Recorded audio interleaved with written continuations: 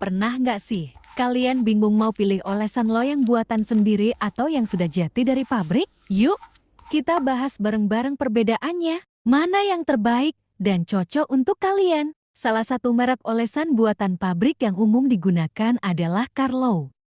Carlo merupakan produk dari Zeelandia yang memiliki hasil olesan yang konsisten. Dan sudah banyak bakers yang menggunakan olesan dari Zeelandia ini. Karena terbukti cukup ampuh, kue di loyang apapun dapat meluncur dengan maksimal. Dan cara pemakaiannya pun cukup tipis-tipis saja. Olesan loyang buatan sendiri, yang biasanya dibuat dari campuran minyak, margarin, dan tepung, dengan perbandingan 1:1. Bisa disesuaikan dengan kebutuhan kita. Kalau kita mau buat lebih pekat atau ringan, tinggal atur aja. Yang pasti kita bisa mengatur bahan-bahan yang digunakan. Jelasnya tanpa pengawet dan lebih alami. Mari kita mulai dari hasil akhirnya. Baik menggunakan Carlo maupun olesan buatan sendiri keduanya memiliki kemampuan yang sama, yaitu kue dapat berhasil meluncur dengan mulus tanpa drama. Lalu apa masalahnya? Sebenarnya tidak ada masalah apapun, tapi lebih ke preferensi dari para baker dalam pemilihan olesan loyang ini.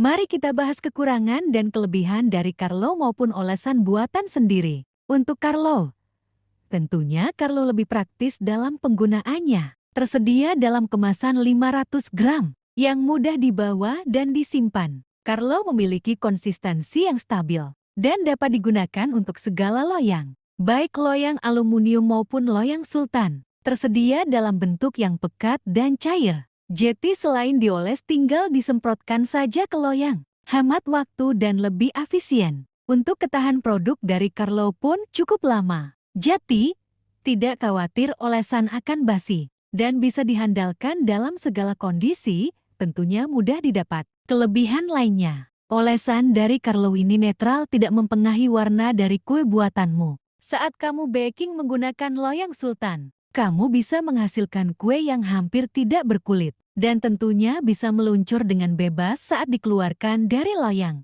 Hal yang menjadi kekurangan dari Carlo adalah saat kita mengoleskan Carlo di loyang. Kita harus segera menggunakan loyang tersebut, karena olesan dari Carlo gampang hilang. Dalam arti dia mudah turun, tidak tahan lama menempel di dinding loyang. Jadi, kamu perlu mengkuas ulang Carlo dari dasar loyang ke dinding loyang, agar lapisan Carlo tidak mengendap di dasar loyang.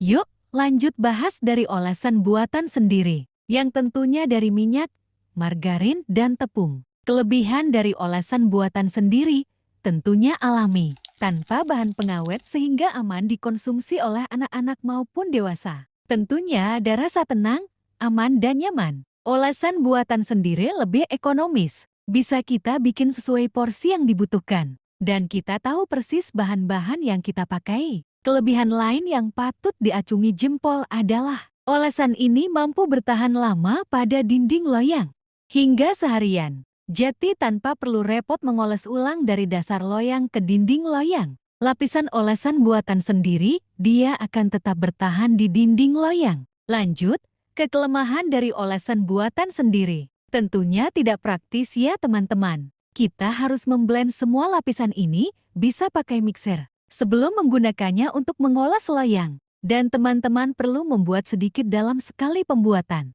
yang tentunya bisa dihabiskan dalam waktu kurang dari seminggu. Saya pernah buat, dan tidak tahan sampai 5 hari, karena kelemahan lainnya adalah di daya tahan olesan ini tidak lama. Jadi, memerlukan waktu dan tenaga ekstra dalam pembuatannya. Dan tentunya, olesan ini teksturnya tidak stabil. Dari hari ke hari akan ada perubahan. Misalnya muncul gelembung-gelembung, dan wajib dibuang bila sudah berbau atau muncul jamur. Kelemahan lainnya adalah membuat warna kue berubah. Jadi ada warna kekuningan dari margarin atau putih dari tepung. Warna ini tidak masalah bila digunakan dalam pembuatan kue dari loyang aluminium, karena hasil kue memiliki lapisan luar kecoklatan. Jadi masih aman, tapi kalau ingin menghasilkan kue tanpa kulit, atau menggunakan loyang sultan, warna kuning ini akan muncul dan terlihat jelas. Berikut saya tampilkan foto yang menggunakan Carlo maupun olesan buatan sendiri, untuk mengetahui perbedaannya. Setelah mengetahui kekurangan dan kelebihan dari masing-masing olesan, yang penting diingat, kedua pilihan ini punya tempat masing-masing. Untuk baker rumahan, olesan tradisional mungkin lebih masuk akal. Bahannya pun alami tanpa pengawet, jadi aman dikonsumsi oleh semua kalangan, terutama anak-anak, dan bisa digunakan untuk solusi panjang ASI yang menarik. Banyak baker profesional masih memilih olesan buatan sendiri. Meski ada produk pabrik yang praktis, katanya sih ada kepuasan tersendiri dan kue jeti lebih homey. Tapi buat yang sering bikin kue dalam jumlah banyak, olesan pabrik bisa jadi penyelamat waktu dan tenaga. Jadi, pilihan ada di tangan kalian. Yang penting disesuaikan dengan kebutuhan dan preferensi masing-masing. Happy baking, everyone! Jangan lupa like, comment, dan subscribe